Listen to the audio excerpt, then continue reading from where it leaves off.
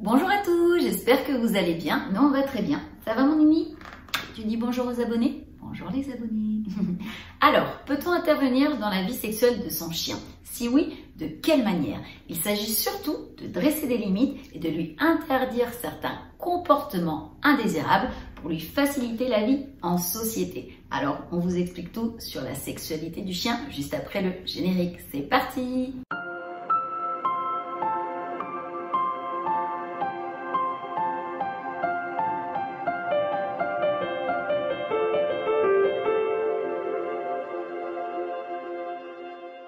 Avant de poursuivre cette vidéo, Tito et moi, on voudrait remercier toutes les personnes qui sont abonnées à notre chaîne. Merci pour votre confiance et pour votre fidélité. Pour les personnes qui ne sont pas encore abonnées, si notre chaîne vous plaît, n'hésitez pas à le faire.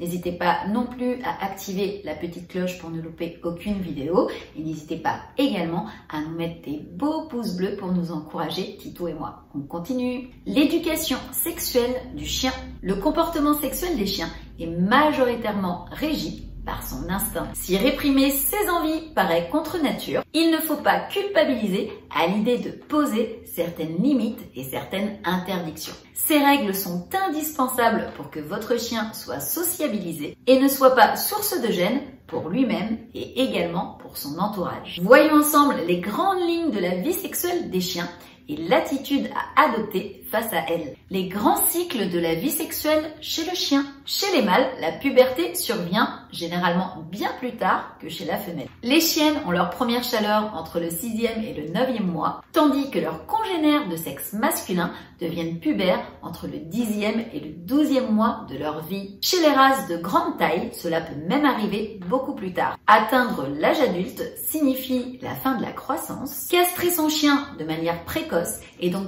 préjudiciable pour ce dernier. De manière générale, les chiens ne se mettent à la recherche de femelles pour s'accoupler que lorsque celles-ci sont en période de chaleur. Les chaleurs surviennent 2 fois par an chez les chiennes, durant 3 semaines, et pendant ces dernières, la période de fécondité s'étend entre le 9e et le 13e jour. Des pertes de sang depuis la vulve sont observées depuis la chienne en chaleur, tout comme un changement dans son comportement. Le mâle, lui, perçoit les signaux hormonaux et odorants qu'elle émet et se met à vouloir s'en rapprocher dans le but d'effectuer la saillie. Voilà pourquoi, lorsqu'on a une chienne à la maison et qu'elle est en chaleur, on peut tomber sur des mâles rôdant autour du domicile. Ce n'est que pendant les chaleurs que la chienne accepte l'accouplement. Il peut toutefois arriver que les chiens miment des saillies en dehors des périodes de chaleur. Ils grimpent alors sur des personnes, se frottent contre leurs jambes, des coussins ou d'autres animaux. Ces comportements sexuels peuvent être assimilés à des attitudes de domination sociale ou à des tests d'autorité en quelque sorte. Parce qu'ils constituent une gêne pour les personnes et peuvent induire une remise en cause du statut hiérarchique du maître, il est nécessaire de réprimer les comportements sexuels indésirables du chien.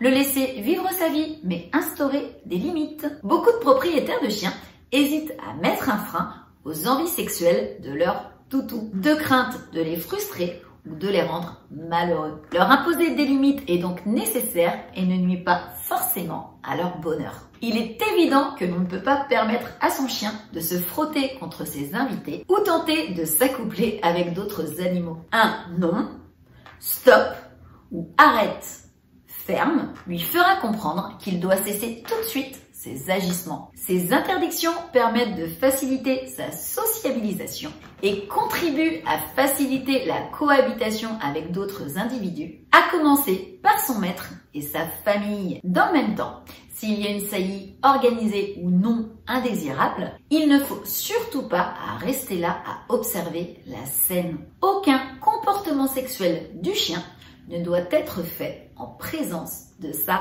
famille. Eh bien écoutez, on en a fini pour cette vidéo, j'espère qu'elle vous aura plu mais surtout qu'elle vous sera utile. Si c'est le cas, n'hésitez pas à nous mettre une avalanche de pouces bleus en dessous, n'hésitez pas à vous abonner à notre chaîne si ce n'est pas encore fait et à activer la petite cloche pour ne louper aucune vidéo. On fait 2 vidéos par semaine, Tito et moi. Sur ce, on vous fait des gros bisous, prenez soin de vous et on vous dit à très vite pour une prochaine vidéo.